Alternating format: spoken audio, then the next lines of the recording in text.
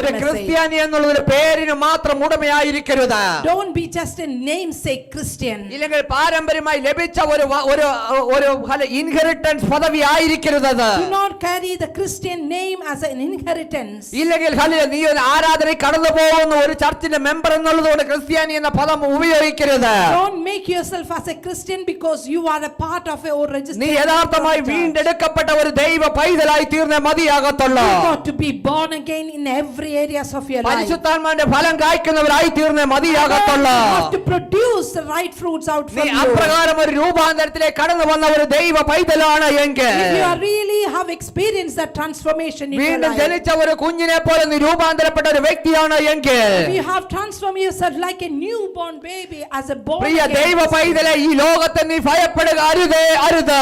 Amen. Do not worry, do not be stumbled what's happening in the കാരണം world. Mathai സുവിശേഷം 10-ാം അധ്യായം വ്യക്തമായി പറയുന്നത് ഇപ്രകാരം അത്രേ, ദേഹിയെ കൊല്ലുവാൻ ദേഹത്തെ കൊല്ലുന്നവരെ ഭയപ്പെടേണ്ട എന്ന്.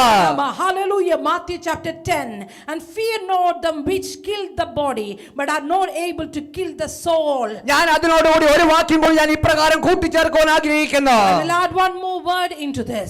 അത് ഇപ്രകാരം അത്രേ, It is like this. കൊല്ലുന്നവരെ ഭയപ്പെടാതെ ദേഹിയെയും ദേഹത്തെ നരകത്തെ നശിപ്പിക്കാൻ കഴിയുന്നതിനെ തന്നെ ഭയപ്പെട്ട് താഴ്ത്തി കൊടുപ്പിനെന്ന്.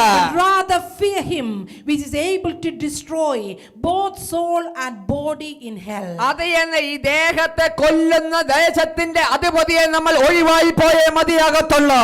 We have to be separate ourselves from anything that's coming and bothering this body.